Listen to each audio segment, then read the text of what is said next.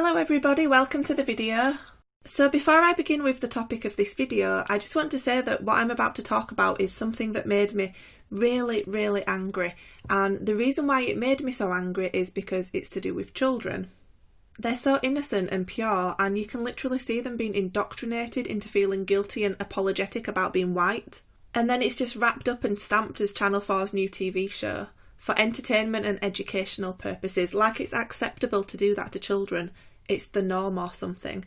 So I guess that's a bit of a trigger warning, if you like, because what I'm about to comment on today is absolutely atrocious.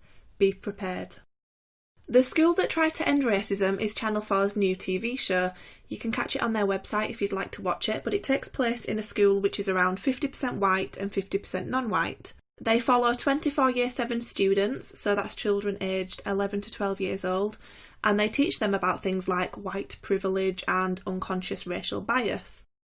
The show has been praised by The Guardian, of course, that should tell you everything that you need to know about it, but it's also been condemned by a lot of people, and one example of why it's upset people is because when the black children were talking about their race, they were able to say, "I'm proud of my people, I'm proud of being black, etc, etc, but then when it came to the white children, they broke down in tears, and they were too scared to say anything, and they said that they were worried that it would affect their chances in later life." So I'm going to play a clip that Channel 4 posted on their YouTube channel, and in this clip they are teaching children about so-called white privilege. We are going to be running a race. However, your starting position in this race will be decided by the answers to questions that we are going to be asking you. So what? It's a joke. This activity is intended to explore how society favours one race over others. People often confuse white privilege with being wealthy or being rich, and it isn't about that. What it's about is the absence of having to live with the consequences of racism. So what they're essentially saying here is that white people cannot be the victims of racism. Racism used to mean somebody being attacked because of their race, and of course that can happen to white people. Lucy Lowe, Chris Donald, Christopher Yates, Ross Parker, Richard Everett, white people who were murdered for being white, and the list goes on. But then they changed the definition to take into account their imaginary power dynamic between whites and blacks. But then when you say to them, okay, well in South Africa white people are less than 10% of the population, black people are the majority and they have the power, does this mean that you can't be racist towards black people in South Africa? And of course the answer is no, because slavery or something. I just wanted to clarify that this is an anti-white definition. It allows different rules for whites and non-whites, and it means that white people are not protected in the same way that other races are. We are never the victim, and we are always the oppressor or the perpetrator. And this is what they're teaching our children. If the question applies to you, you will take a big step forward. If the answer to the question doesn't apply to you, you stay where you are. I better win, man. Oh. Okay, make sure you're on the start line. I see some cheaters already. Yeah, Father. Feet behind the line. If English is your parents' first language, take a step forward. Oh, yeah. So speaking English in England is a privilege now. So never mind the fact that this is our home and our grandparents and great-grandparents etc. built this for us, and never mind the fact that we never wanted or asked for multiculturalism, we're now expected to feel privileged for being able to speak our own language. And not only that, but we're expected to do something and respond to that so-called privilege. If you have ever been the only person in the room of your race, take a step backwards. For God's sake! So again, this is just like the last answer. Living in your native country and being around your own people is a privilege now, and we're expected to repent for that privilege. If you've never been asked where you come from, take a step forward. What is wrong with being asked where you come from? People can see that you're not English and they're taking an interest in your heritage and asking about it. And yeah, the question could be worded slightly better. They could say, perhaps, what's your ethnicity, or where do your family come from? But let's be honest, you'd moan about that too, wouldn't you? What is wrong with people asking non-British people living in Britain where they come from?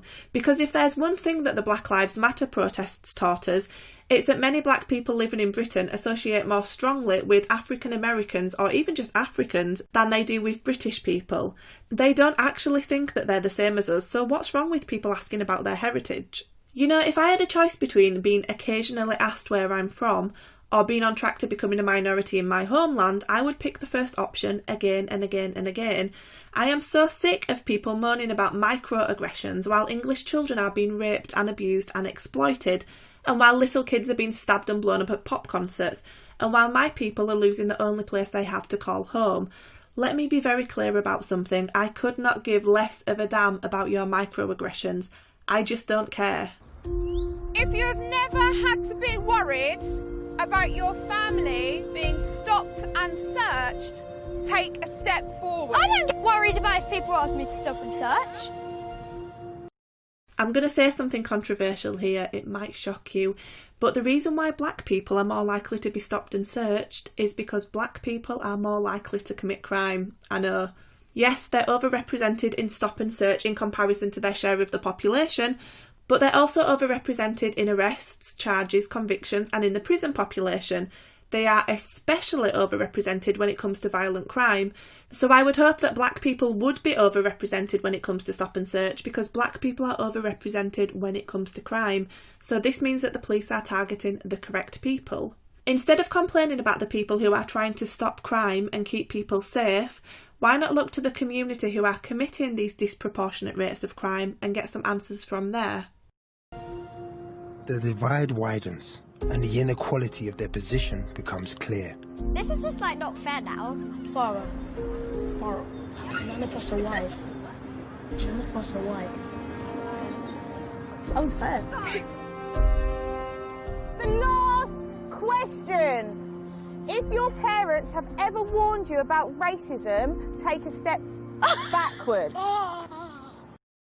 I would hope that as more parents become aware of what's happening, the parents of white children will also talk to their children about the realities of what's happening in Britain. I would hope that little girls would be taught to fear predators, and little boys in fact, and I would hope that children will be taught that their establishment will try to make them feel guilty and apologetic for being white.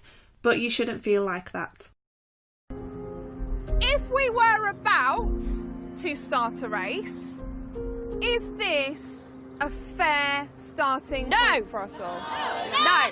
Mackay, how do you feel standing there in the field of runners? I kind of feel a bit alone. I can't really see. I'm literally just by myself, more or less. I'm just a bit frustrated and annoyed that society nowadays really isn't fair. And I just wish everybody could be equal. Farah! It's kind of frustrating that, like, me and Sarah are just standing at the back here while the majority of people who may be white are, like, standing right at the front. That just frustrates me a bit, because it's almost as in what society is today. I don't want this to be how it is, but it is, so it just gets a bit frustrating. Henry, how are you feeling being right at the very front? It feels quite weird because if you think about it, I think all of us should be at the same point, but sadly the questions, the way that they were put didn't favour some people, which I think is quite unfair. The questions, the way that they were put, Henry seems to be onto something here, but even if he did understand the situation in entirety, would he feel like he could say something, especially with a camera pointing in his face? If he felt unable to say something, would that be because of his white privilege? I saw people writing in the comments below this video saying, I'm British, I've been asked where I'm from before, or I've been the only person of my race in a room before. I understand what these people are trying to do, and I even believe what they're saying, but in saying this, you're legitimising the arguments of the people behind this TV show. You're saying, yeah, that's bad for black people, it shouldn't happen, but it's happened to me too, it's all equal. No, screw that. This is our home. We do not have to defend being the majority. We do not have to defend being able to speak the language of our country. And to be honest, if you don't speak it, you shouldn't be here anyway. And we do not have to defend living in our own homeland.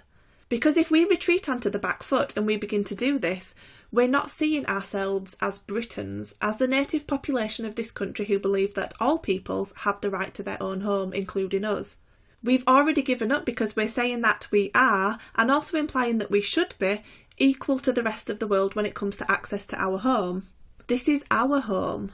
Being surrounded by your own people and being able to speak the language of your country is not a privilege, it's just called having a home. And millions, in fact billions of people around the world have this, and they're never asked to apologise or feel bad about that. Multiculturalism is not the norm. It's not the set standard that we all agreed to conform to. In fact, we were never asked if we wanted this, and if you did ask us, we'd have said no. So don't just expect us to adapt to it now because you've made an unauthorised decision on our behalf. Never ever feel like you have to apologise for having a homeland. These other people have homelands as well, but their parents or grandparents decided to leave. The people behind this documentary are grooming children to hate themselves, and I know that sounds dramatic, but look at the level of self-hate that we already see in adults today. You've all seen it on social media. Now imagine the level of self-hate that we could reach if we taught children from a young age to feel guilty and sorry about who they are. It would be like what we have today on steroids. We're already seeing it with people being churned out of universities. We'd be a complete broken people. I understand that it's not feasible for everybody, but if you ever needed an excuse to homeschool your children, then surely this is it. I'll leave it there for now, and I'll see you again next week. Bye bye.